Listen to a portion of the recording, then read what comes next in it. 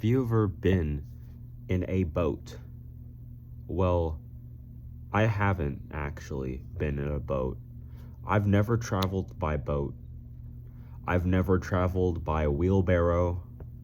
I've never traveled by moped.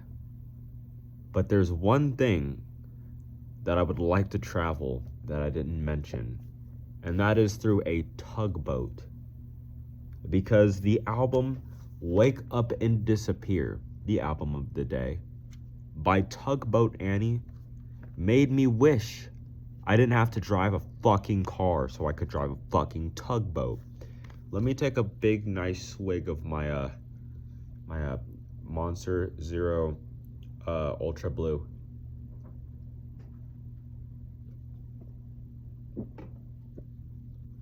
Oh, good shit. Anyways, let's talk about Tugboat Annie. So, I had this playlist on Spotify, and it was just called Early Emo.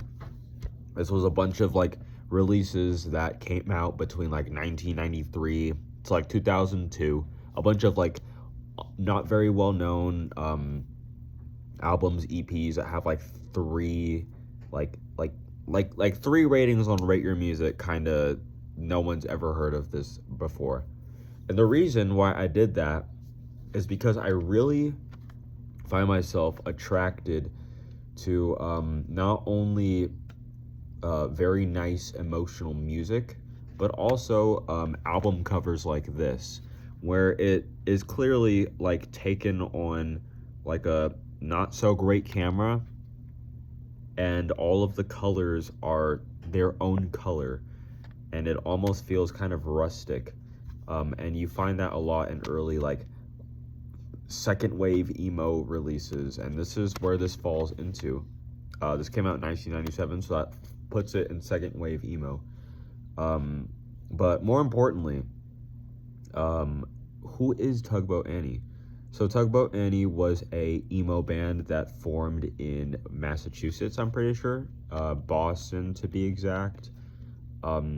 I don't know the people in the band, but I do know that they are currently active again. I'm pretty sure they broke up after putting out a couple of things.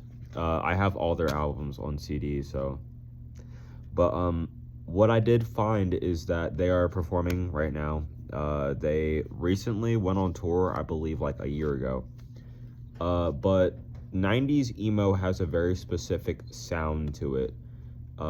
And there's very different ways that could sound like. There's like post-emo, there's Midwest emo, there's scrams, there's post-hardcore emo. There's all kinds of different ways that emo music can be created. And sometimes this way ends up being kind of poppy and fun.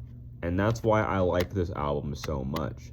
I feel like every song on here, it has like that raspy, angsty vocal, plus like cryptic lyricism,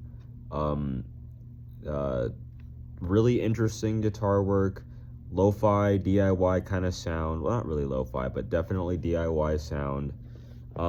What's most interesting to me is all the layered guitar parts in these songs. It feels like every song has like a specific like texture to it. They're all very, very similar songs, but I feel like there's like 4 guitar parts that I'm listening to, which is hence why there's so many people performing like with the band. It's insane. I mean, for example, Transmission, the 10th song on this album, genuinely, like, I feel like there's like 4 guitar parts that I'm listening to. And I like that there's a little bit of psychedelic moments on this album too. Like push it over into space is pretty psychedelic. There's some psychedelic moments in Vendetta, not really, but here and there. A bit in High Life. Those are some of the tracks on this album, but I'm pretty sure the highlight is Poster Boy. I feel like that is the good song on here. My favorite song is Suicide Shoes, because I just feel like it's a really nice emo ballad. Not ballad, but like a mid-tempo emo song. I also found very interesting that there are a couple synthesizers here and there. and Poster Boy, there's one. Vendetta, there's one. Suicide Shoes, High Life, Transmission, Push It Over into Space. There's a couple like synthesizer leads here and there, and I found that very interesting to be put in an emo album, which lands it also in the spaces of indie rock, making it pretty eclectic in some ways and very different from other emo releases that I've listened to around this time period.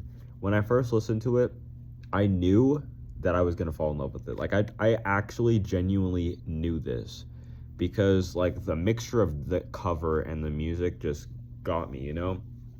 So I went and got a CD. It's a pretty worn down used one, so I bought a near mint one today and can't wait for that to come in. I really like the band, and one day I hope that I could see like Suicide Shoes live or maybe even Transmission live. But yeah, there's a couple layered guitar parts here and there, really interesting stuff. I do find that a lot of the songs sound very similar to each other, and that's something that I've seen people complain about a little bit. Like American Special, Poster Boy, and King of the Stacks. Those three songs are pretty fast tempo, like not fast, but like not slow.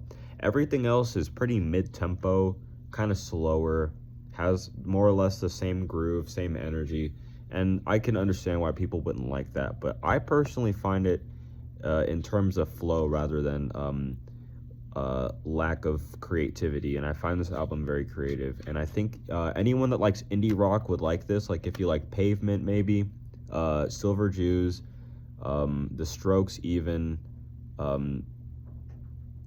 Geese. Actually, I feel like if you like Geese, this is like a very minimal lo-fi DIY 1990s version of Getting Killed by Geese.